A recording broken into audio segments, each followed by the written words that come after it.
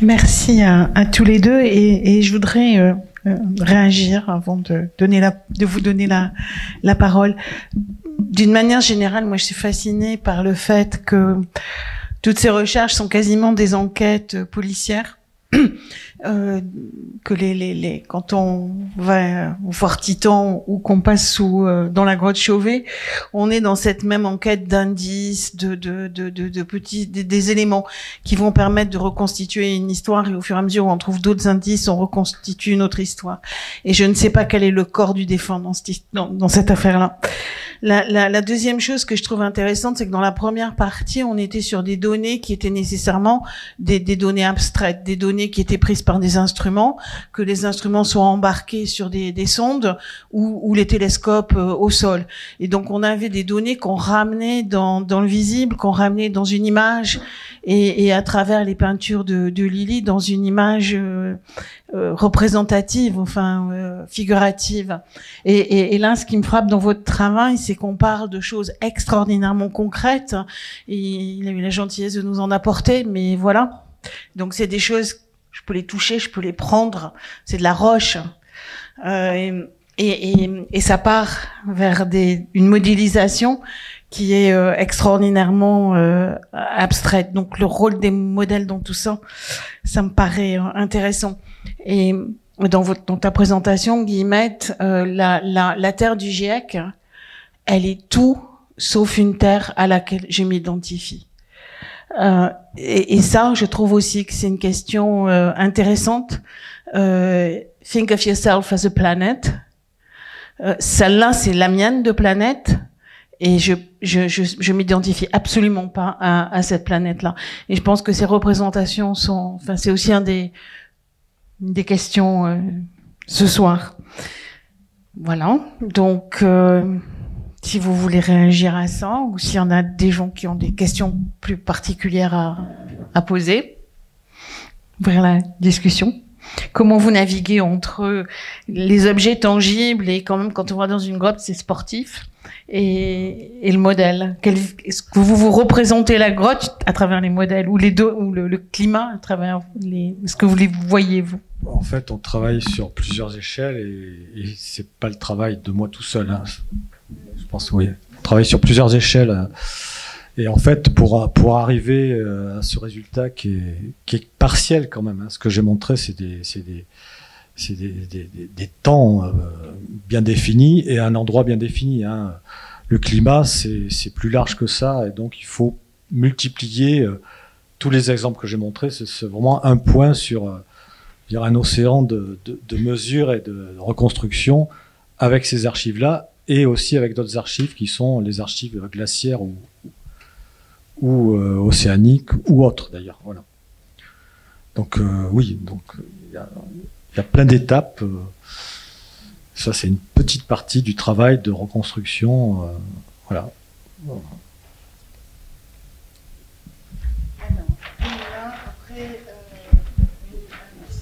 Bonsoir. Donc, oui, juste deux questions pour la présentation sur les stalagmites. J'entends pas. Il faut parler à fond dans le micro. Ici, comme ça? Oui. Comme ça. Alors, deux questions pour la présentation sur les stalagmites. La première, c'est sur les stalagmites qui se trouvent dans le sud de la France. Les essais nucléaires qui étaient où?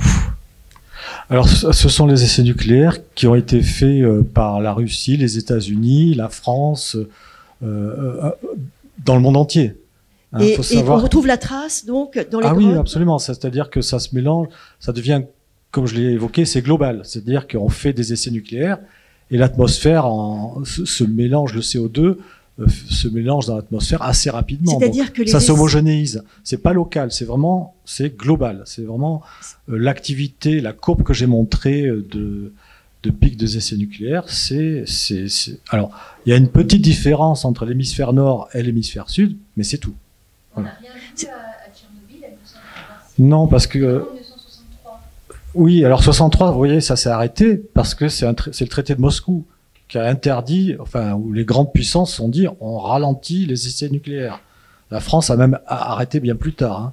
Donc après, naturellement, c'est absorbé par les océans, par la biosphère, et ça descend naturellement.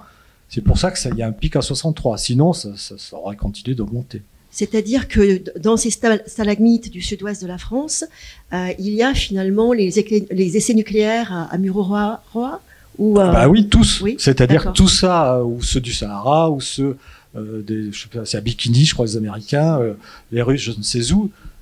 C'est le résultat d'une activité humaine mondiale. Voilà.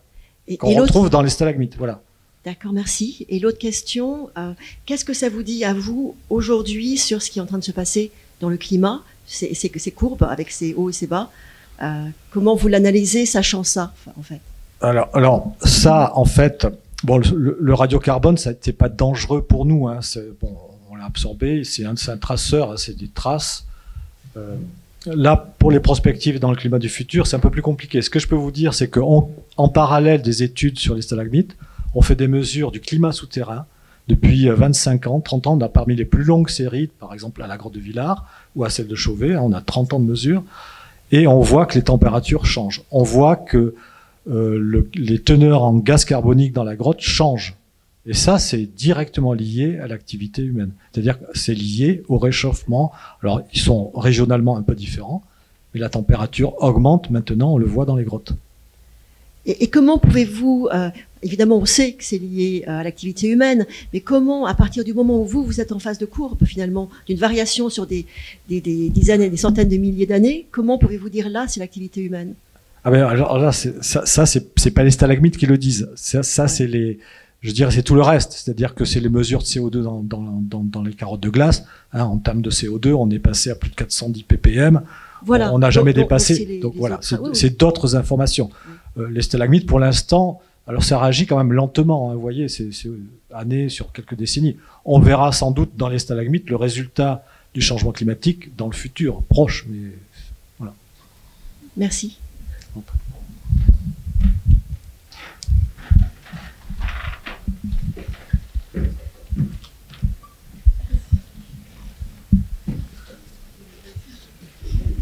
Merci, bonjour. Du coup, j'avais une question pour Guillemette. Déjà, bravo, du coup, pour cette présentation. Et je voulais savoir ce projet, du coup, qui vise un peu à faire retentir la menace et la comprendre avec des données plus claires et un visuel. À titre personnel, toi, elle s'adresse plutôt aux populations ou plutôt au gouvernement?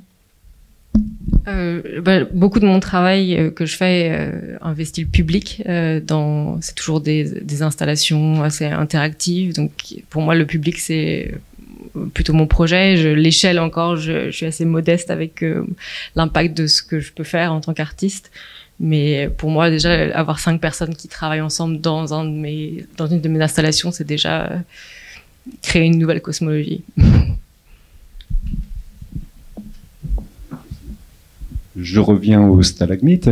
Justement, la différence entre stalagmites et stalactites donne de l'intérêt aux stalagmites parce que ça donne des strates culturelles. Donc on peut carrément découvrir des villes, j'imagine. Mais au niveau microscopique, comme vous le faites dans un carottage, est-ce qu'il vous est déjà arrivé, par exemple, de trouver des traces culturelles comme on retrouve le charbon qui dit il y a eu du feu au moment d'une montée? Est-ce que vous avez trouvé des choses incongrues? Alors, on a cherché, non. Enfin, on trouve des traces des cendres, comme je l'ai évoqué rapidement, des traces de feu, donc ça c'est assez facile. Ce qu'on retrouve, je l'ai pas montré, mais on peut trouver, par exemple, j'ai trouvé dans des stalagmites de Villars des pattes de mouche fossilisées. Voilà. On peut trouver des grains de pollen. Voilà. Quand on met tout ça dans l'acide, on met des fils, on trouve tout ce qui arrive, soit par l'air, soit par le goutte à goutte dans le stalagmite. Je reviens à Bruniquel, justement, cette grotte dont les datages arrivent à 193 000 ans. Je me demandais si on a réussi, grâce à Bruniquel, à découvrir un peu plus près de la culture qu'on prête aux Néandertals. Absolument, absolument. J'ai pas mis, mais les archéologues avec qui on a travaillé, ça fait un bel article dans plein de revues, qui a été médiatisé. Ça a permis de dire que l'homme de Néandertal, on le savait pas avant, était capable de s'éclairer et aller loin dans une grotte. Il maîtrisait l'éclairage, premier point. Et était capable de construire des structures. C'est la plus vieille construction au monde datée, connue. C'est quand même important. Voilà. Et pourquoi? Alors par contre, à quoi ça servait? Ça, on ne sait pas. Mais en fait, pour les gens qui étudient le comportement, l'évolution du comportement humain, ce sont des étapes importantes. Voilà. Parce que pour Bruneckel, justement, il y a une idée étonnante qui est de rapprocher le dessin de ces deux sphères qui ont les mêmes proportions que le rapport Terre-Lune et aussi les mêmes proportions que le dessin de Mandelbrot. Donc les fractales. Oui, donc ça nous laisse penser que l'homme de Néandertal avait déjà découvert les fractales avant 1975. Je trouve ça très amusant. C'est probable, oui. Bon. Est-ce que vous pourriez rappeler l'échelle de ces excursions chaudes tous les 100 000 ans? Oui. Et est-ce que ça correspond à une bille rouge ou une bille orange par rapport à ce qui était présenté? C'est quel niveau typiquement? Alors c'est pas facile en paléoclimatologie de déterminer la température. Voilà, c'est-à-dire que on sait par exemple que le dernier interglaciaire, il y a 125 000 ans, ce qu'on appelle le maximum, était un peu plus chaud qu'actuellement. Mais combien de degrés? 2-4 degrés de plus. 4. Voilà, Okay. c'est ça. Bon, Mais ce qu'on sait aussi, c'est que c'était des configurations orbitales qui justifiaient cette température plus haute. Vous voyez ce que je veux dire? C'est-à-dire qu'il n'y a pas d'anomalie. C'est-à-dire qu'on arrive, il n'y a pas d'anomalie. On arrive à expliquer ces températures-là par la position de la Terre par rapport au Soleil. Par exemple, est-ce qu'on a une possibilité de cartographier, donc, à cette époque, comment était distribuée, justement, l'anomalie de température, et est-ce que ça nous aide à comprendre ce qui va se passer absolument. en 2100 Oui. Avant. Alors le problème, le problème, c'est les archives climatiques. Donc effectivement, on utilise les carottes marines. Là, il y en a un peu partout. Les carottes de glace, c'est au nord, c'est au sud. Au nord, ça s'arrête justement à ce moment-là. C'est-à-dire qu'on va pas au-delà de 130 000 ans, 125 000 ans. Voilà. Donc c'est pas facile de faire une cartographie. C'est pas facile. Voilà. Donc c'est le travail des paléoclimatologues. J'ai découvert qu'il y avait des grottes karstiques sur Titan, si je me trompe. J'irai pas jusque-là, mais la dissolution chimique, parce que les structures karstiques, c'est fait par dissolution chimique et non mécanique d'une roche par un liquide. On sait qu'elle est possible sur Titan, c'est-à-dire que le méthane liquide peut éroder une surface qui serait faite de matière organique, par exemple. Chimiquement, ça marche. Et quand on regarde les images radar, il y a des cavités qui ont des formes rondes, voilà, de haut, ça ressemble ça pourrait ressembler à des entrées de grottes ou de choses. Donc c'est possible. Chimiquement et géomorphologiquement, il y a des choses qui nous font dire que c'est possible. Mais voilà. Non, parce que je me demandais si vous auriez envie d'aller explorer les grottes sur Titan.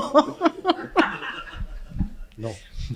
Non, bon, Et on pense qu'il y a un réseau, un peu comme les aquifères sur Terre, qu'il y a un réseau d'alcanofères, c'est-à-dire des réserves souterraines de méthane liquide qui circulent, et que les océans, il y a aussi des indices de communication entre les océans et enfin les océans, les mers d'hydrocarbures et les lacs par le sous-sol. Est-ce que chimiquement c'est possible? Quel type de roche en fait? Oui, voilà, chimiquement c'est possible. Alors, le méthane liquide ne va pas dissoudre la glace d'eau, non, ça non. Mais en revanche, si la glace d'eau est recouverte, ce qu'on pensait le cas, et sur la grande majorité de Titan, par des couches sédimentaires de matière organique, donc produites par photochimie dans l'atmosphère, qui a sédimenté à la surface, là, cette matière organique, en tout cas ce qu'on en connaît avec les analogues de laboratoire, peut se dissoudre dans le méthane liquide. Donc c'est possible. En plus de l'érosion mécanique. Il faut quand même une sacrée épaisseur de ces dépôts-là. Il faut une sacrée épaisseur, mais cette activité photochimique, on ne connaît pas bien l'âge de Titan. A priori, c'est l'âge du système solaire, donc c'est quand même plusieurs milliards d'années. Et si cette activité photochimique est active depuis ce temps-là, on peut avoir des centaines, plusieurs centaines de mètres de matière sédimentaire. Et les dunes dont j'ai parlé tout à l'heure, elles font 200 mètres de haut quand même. Et a priori, c'est de la matière sédimentaire. Peut-être mélangée avec de la glace, d'eau, mais essentiellement de la matière sédimentaire. Donc il y en a beaucoup. on ira chercher des stalactites sous Titan. Voilà, pour étudier le climat de Titan. Lily?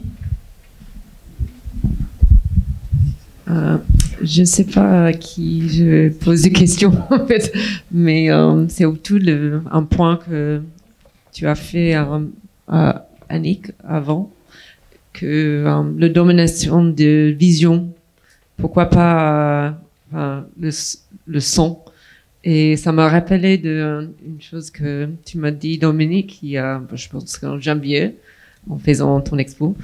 Et ce que tu as mis un sorte de détecteur du son, pour le goutte, oui, dans la grotte. Oui. Et ça permet d'avoir la mesure précise de la Lune de chaque jour. Oui, c'est vrai. Oui, il y a des effets de d'autres planètes. Oui, j'aurais pu faire aussi.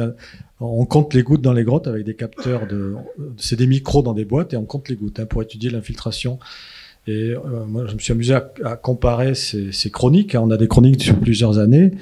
Et en fait, on voit que la variation du comptage de gouttes est inversement proportionnelle à la pression barométrique. Mais si on fait un spectre, on a le pic des marées barométriques. Voilà, dans le comptage de gouttes. C'est assez marrant et on ne sait pas encore totalement l'expliquer. Enfin, voilà. Ouais. Et oui, et donc oui. Ça m'a pensé à Guillemette, en fait, parce que c'est l'idée il y a de GPS. Tu as évoqué la vision de technologie de la Terre. Donc il y a toutes les autres façons de voir la Terre à partir de mesures, mais aussi de choses sensibles. Corporelles, je ne sais pas comment expliquer. Peut-être tu as une idée. Oui, non, c'est un peu là où j'essayais d'aller, c'est de combiner ces visions aussi, ces façons de voir, et que le chiffre de perspective de nous qui regardons vers l'extérieur et de cette infrastructure technologique qui nous regarde, comment on peut la modérer de manière plus complexe et moins imposée. Mais à propos de son, on a beaucoup parlé du fait que pour la première fois, un microphone avait été mis sur Mars. Et d'ailleurs, c'est une expérience française. Mais j'ai découvert en lisant votre livre, Alice, qu'il y avait eu en fait un premier microphone sur Huygens, donc sur Saturne, puisque finalement ça s'est terminé sur Saturne, sur Titan. Et je voulais savoir, parce que moi j'en avais jamais entendu parler, et est-ce que quel genre de données ça a fourni, et est-ce que justement ça serait intéressant d'avoir des données de ce type? Oui, d'ailleurs la prochaine mission Dragonfly embarque un microphone. Alors celui d'Huygens a marché à moitié, mais il a entendu des choses et tout d'un coup, 11 minutes après l'atterrissage de Huygens, il a plus rien entendu, ça s'est arrêté. Et ce qu'on pense, c'est que le module, en atterrissant, a chauffé la surface, il était beaucoup plus chaud que la surface, et a fait s'évaporer le liquide, donc le méthane liquide, qui a du coup bouché les oreilles et obstrué le microphone. Donc voilà, il a donné ce résultat-là. Mais on attend beaucoup, du microphone qui sera sur Dragonfly pour écouter peut-être le vent, le sable qui se déplace, peut-être d'autres événements, et pour aussi écouter les bruits du drone. Ça nous donnera une idée de son état de santé. Mais ce qu'il entendra surtout, ce sera le vent. Il y a un microphone effectivement sur Mars qui écoute ça, qui écoute même le petit drone qui s'éloigne et qui peut l'entendre jusqu'à 100 mètres, ce qui est pas évident parce que l'atmosphère sur Mars est quand même particulièrement ténue. Donc ça donne de l'espoir pour entendre des choses sur Titan. Bien, eh bien, j'aurai encore plein d'autres questions à poser, mais je crois qu'il est un peu tard maintenant, donc je vais vous éviter les questions éthiques. Vous êtes super satisfaits. Je vous remercie tous.